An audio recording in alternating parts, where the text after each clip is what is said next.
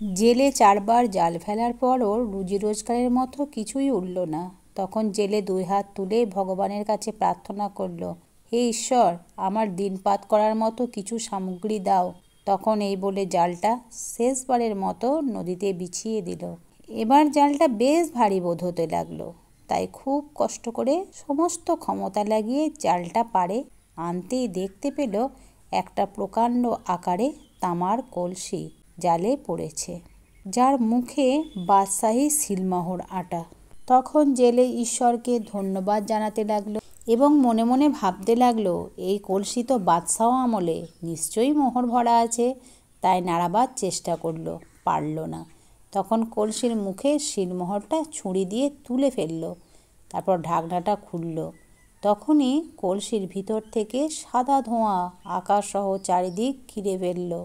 সেই বিশাল ধোঁয়ার কুণ্ডলী একটি আফ্রিদির দৈত্যের রূপ নিল, যার পা দুটো যেন জাহাজের মাস্তুল, হাত দুটো বিশ্রী লম্বা গাঁইতির মতো, গুহার মতো মুখের হাঁ, শ্বেত পাথরের নুড়ির মতো দাঁত আর বাঁশের চোঙার মতো নাকের ফুটো, চোখ দুটো যেন জ্বলন্ত 5 ব্যাটারির টর্চ, মাথা ভর্তি উলো খাগড়ার জঙ্গল।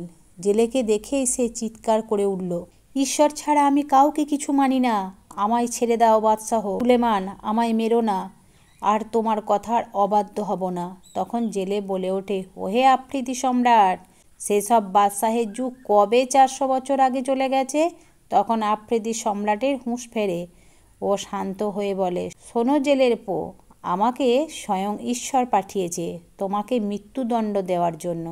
তখন জেলে দুরু দুরু বুকে কম্পিত গলায় জানতে চায় তার অপরাধ কি। তখন আফ্রিদি সম্রাট বলে, জলের তলায় আমি 400 বছর বন্দী ছিলাম সুলেমানের জন্য। তখন আমি প্রতিজ্ঞা করি, 100 বছরের মধ্যে কেউ যদি আমায় বন্দি থেকে মুক্ত করে তাকে আমি দুধে ভাতে রাখবো, কিন্তু কেউ এলো না।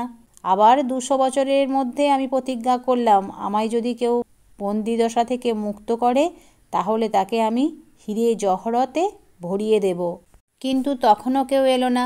এইভাবে 300 বছরে আমি প্রতিজ্ঞা করলাম, যে আমায় উদ্ধার করবে তার ইচ্ছা মতো 3টি বর দেব, কিন্তু তখনও কেউ এলো না। শেষ 400 বছরে আমি রেগে গিয়ে প্রতিজ্ঞা করলাম, এবার আমায় যদি কেউ উদ্ধার করে আমি তাকে মৃত্যুদণ্ড দেব, আর সেই দণ্ড তোমার কপালেই জুটল জেলের পো। তখন জেলে ভাবল, এর সাথে ক্ষমতায় পারা যাবে না, তাই বুদ্ধি দিয়ে জব্দ করতে হবে। হঠাৎ একটা ফন্দি এলো জেলের মাথায়। সে বলল, তুমি আমায় হত্যা করবে, কিন্তু কি অপরাধ? আফ্রিদি রেগে গিয়ে বলে, বারবার একই কথা বলতে আমার ভালো লাগে না। তোমাকে তো বললাম, আমায় যে মুক্ত করবে কলসি থেকে তাকে হত্যা করব। আফ্রিদিকে রাগিয়ে দেওয়ার জন্য বলল, তোমার ভুঁড়ি ওর মধ্যে ঢুকবে না, আর গোটা শরীর নিয়ে তুমি কলসিতে ছিলে। এই কথাগুলো শুনে আফ্রিদি বলল, দেখো কিভাবে আমি এতগুলো বছর ছিলাম এই কলসির মধ্যে।